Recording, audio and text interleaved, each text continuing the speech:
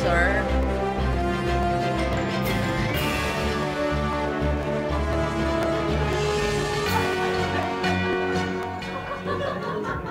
Good morning, Malacañang Press Corps. Welcome sa regular press briefing ni Presidential Spokesperson Harry Roque. Sir, welcome natin yung local leaders from Ifugao. I welcome po our visitors from Ifugao, no? And Asek Banaag. And Asek Banaag, the guests of our ever beautiful Asek Banaag, no? Yes. Yes, let me start with the good news, Monday good news. On the DBP's Medium and Small Scale Industry Program, we are pleased to announce that the Development Bank of the Philippines launched two new programs, the DBP Small Business Purchase Loan and the DBP Broiler Contract Growing to support our micro, small, and medium enterprises sectors.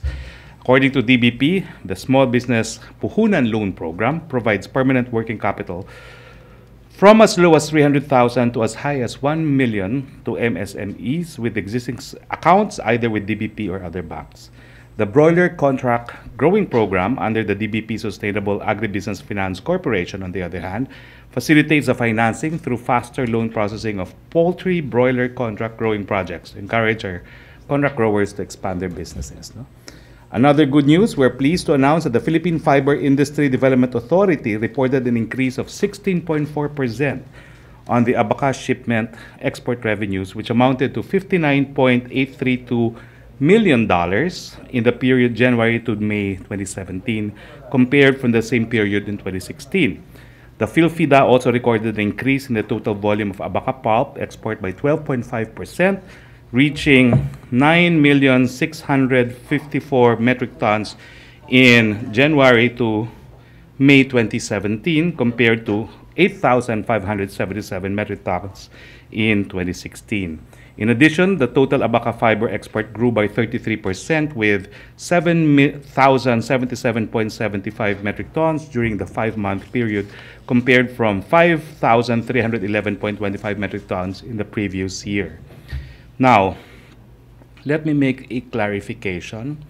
The current foreign policy with China is for issues which are non-contentious, such as investments and trade, to proceed as soon as possible, and for contentious issues such as the South China Sea to proceed on the basis of bilateral negotiations. I confirm we have protested not only the building of the islands, but also the alleged militarization of the islands, and therefore, contrary to claims of critics, we have long protested the military use of the artificial islands in the South China Sea. Now, contentious issues concerning the South China Seas are discussed in what is known as a bilateral consultation mechanism on the South China Sea. And the second meeting of this Philippine-China bilateral consultation mechanism on the South China Sea will be held here in Manila tomorrow, February 13, 2018. The BCM, Bilateral Consultation Mechanism, was established based on the joint statement issued after President Duterte's landmark visit to China in October 2017. The purpose of this BCM is to discuss issues of concern to either side and cooperation in the South China Sea and identify mutually acceptable approaches towards addressing these issues. So we are not being soft on China. There are ongoing bilateral talks as far as contentious South China Sea issues are concerned. The BCM is conducted at the level of DFA Undersecretary and Chinese Vice Foreign Minister and is to be held once every 6 months.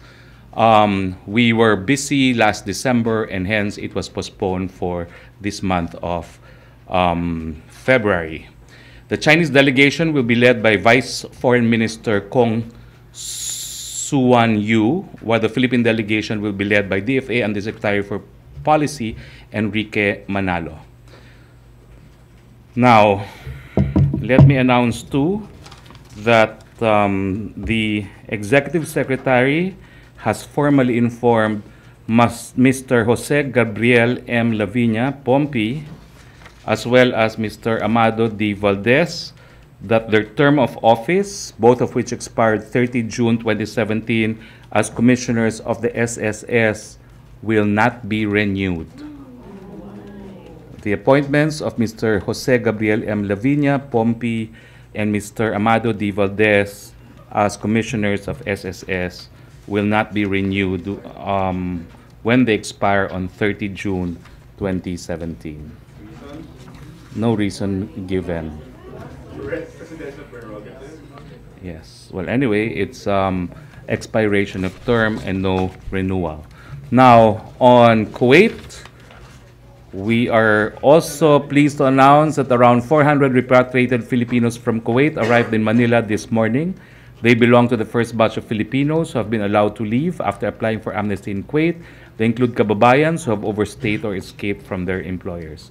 Those who opt for repatriation from Kuwait will be given 5,000 financial assistance and a further 20,000 assistance for alternative livelihood. The missions all over the Middle East in particular have been instructed to find alternative employment for our kababayans who have opted for voluntary repatriation from Kuwait. We're particularly keen on finding alternative employment in countries such as Oman and Bahrain, both of which are signatories to the relevant ILO conventions that protects migrant workers. Questions, please.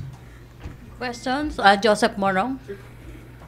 Sir, sa SSS, the term expired June last year or? June 30, 27, considering the term for Mr. Lavinia, his term of office expired on June 30, 2017.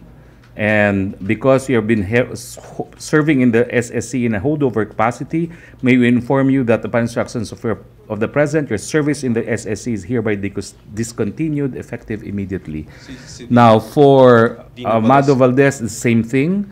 Considering that your term of office expired on 30 June 2017 and that you have since been serving in the SSE in a holdover capacity, may we inform you that upon instructions of the President, your service in the SSC is hereby discontinued effective immediately. Of course, reason, presidential prerogative. Presidential prerogative. Sir, may kapalit na? Wala pang announcement, but we also make the announcements of the replacements. Alright, go. Yun muna, sir. Thank you. Okay. Follow-up sa SSS? Other issue, Pia. Sir, the protest, are you saying we filed a new protest? Just a new No, protest? there's been a protest filed ever So you're not since. confirming any new There's no diplomatic new protest because there's been basically we have protested the what has been described as militarization or the stationing of military hardware in the artificial islands. Follow-up on China? Philip Tobesa? So, sir, there's going to be a meeting tomorrow. Are you going to raise that issue about the... All these three issues relevant to the South China Sea are being discussed in this mechanism. How will the government raise it in the committee? As I said, we've had this established mechanism. This is already the second meeting. It's held every 6 months. Follow-up? Oh, sige. China? Ina Andolong? Good morning, sir. Just a clarification. Yung protest, has the Duterte administration filed a protest about the... The Philippine government has consistently filed protests, and even during the term of President Duterte, we have filed protests. In fact, tomorrow, if you want, I will bring the list of protests. Okay? Okay. Just to set the record straight that we have been protesting. Thank you, sir. Okay? Okay, may follow-up pa sa China? If not tomorrow, I may not be here tomorrow. On Thursday, definitely on Thursday. Rosalie Cos? Microphone, please. Thank you, Joseph. Sir, good morning. Pinapatatong lang po ni Atty Sel. Yung pong BCM, do you think it's just an exercise in futility considering the continuous militarization of China in South China Sea? No, it's being discussed seriously in the BCM. Follow-up, Joseph. So why the emphasis now? Well, it's really not an emphasis. It's just a matter of informing the public that the mechanism has been in existence. And in response to claims that we're not doing anything, we are doing what the government has deemed best to be done. Again, the policy is for non-contentious issues of trade and investment, full speed ahead. For contentious issues, bilateral negotiations. Okay. No more sa China? Pia? Sir, are you saying that as long as the BCM is functioning, the Philippines will not file any diplomatic protest because it's going to use this avenue for such a No, purpose. not necessarily. All I'm saying is we've protested what was reportedly, what was presented as news, which is the alleged militarization. That has been protested. Sir, the Secretary of National Defense recently said that we should consider protesting the new build-up based on the photos that were published. Well, Are you saying that I do not know if anything will that's be new forthcoming? build-up. It has been there. What the news reported is that it's been completed, see? So it has been protested. The fact that there are military hardware in the islands have been protested. Can we expect another protest given the I do not know continuation of the military build-up? if another protest is necessary because ours is in the nature of a continuing protest. And take note that even in the bilateral between the Chinese president and President Duterte in Vietnam, it was raised also the issue of the fear, particularly by ASEAN countries, that there is militarization in the South China Sea, which China denied. Okay, friendly reminder, may flight si Secretary. Other issue? Other issue? Philip Tebesa. Sir, good morning again. Attorney Jude Sabio is saying that he fears for his life after nagsimula pa yung preliminary examination ng ICC sa information na final niya. We don't feel threatened by the complaint. If there is any fear, Sir, we don't feel threatened by his complaint, which has been our position. He fears for his life, sir. Sabi niya. Well, kaya nga sasagutin ko kayo eh. We don't put much importance to his complaint. We have no we have no ill will against him. We know it will not proceed beyond preliminary examination. Let's make sure that if there's a threat, then he should report it to the police. If there's a threat, go file a writ of amparo. That's the remedy. Sir, he's saying na the preliminary examination will be finished within the year. Do you see a similar situation? Good luck. Colombia has been under preliminary examination for 13 years. 13 years. 1-3. Thank you, sir. Follow up? Other issue? Ted Tevera. Secretary, the President previously said that he will be asking China's help in securing the livelihood of OFWs from Kuwait. How will the President or how will the government act on this, sir? Well, among others, I think the Labor Secretary is finalizing the mechanism by which we can deploy workers to China as an alternative destination. So that's being worked out, and hopefully there will be a bilateral agreement soon. Okay. Other issue? Joseph? Okay. I'd like to pick up on what the president said last week, that he had foreign intelligence saying something about Ms. Loida and ICC. Medyo fragmented yung sentence. Can you fill in the blanks for us? Sabi niya, he knew of the impending announcement of the ICC, which should have happened on Tuesday, pero nangyari siya ng Thursday or Friday. What does the president insinuate about it? I can't annotate on what the president has said. Let's take the president's statement on its face value. This is the third time that he had said that foreign intelligence has been supplying information on several topics. Number one, kay Senator Trillanes, as far as the bank accounts go. Number two, Senator De Lima's involvement in the drug war. And this is the latest one. Of course, you will not be able to tell us who the foreign government is. Definitely not. But is there an issue about a foreign government supplying intelligence to the president? Not really. That's part of our bilateral relations. No, we share information with many of our friends.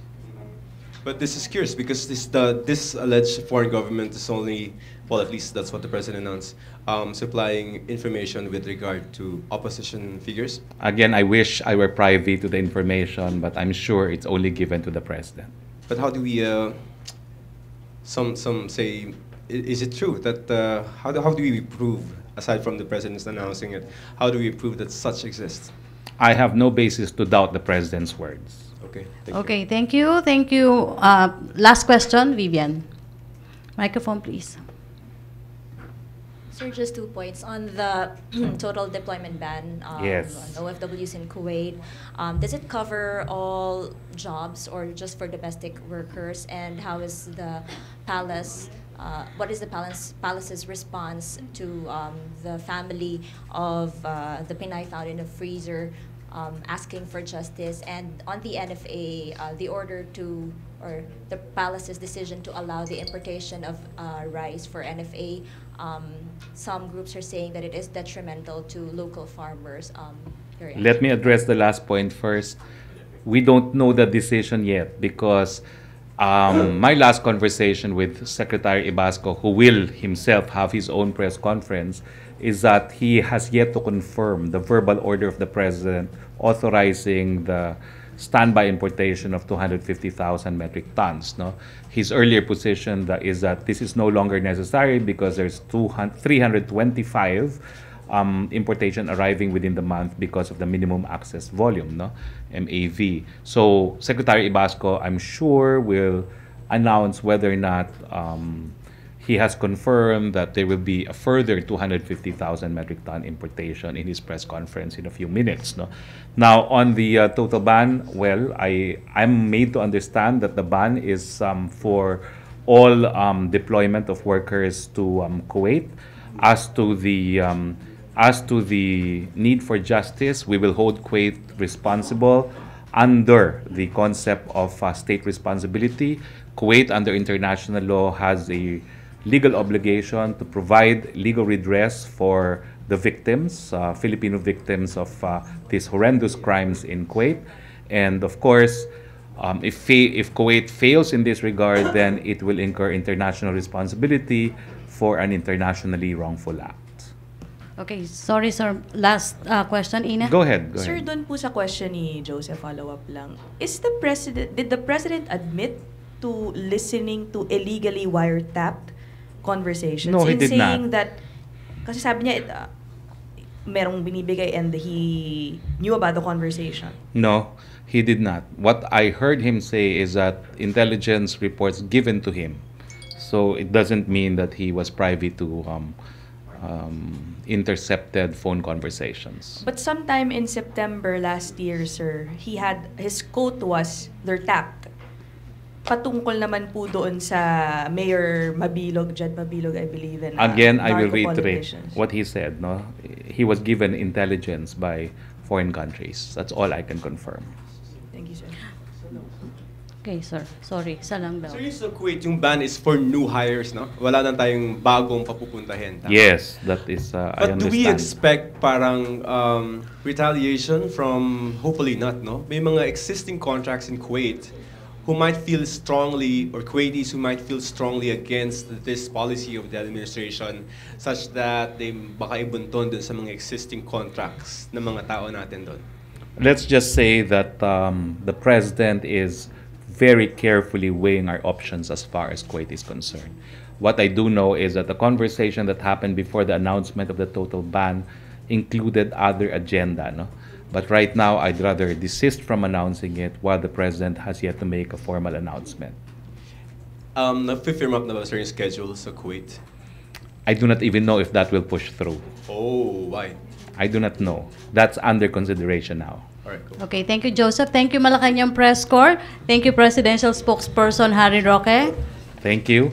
And I will not be with you, but we will have remote press briefing tomorrow. If necessary, we will have press briefing on Wednesday instead of Thursday. Okay? Thank you. See you. Okay. Back to our main studio sa Radyo Pilipinas and People's Television Network. Press ko number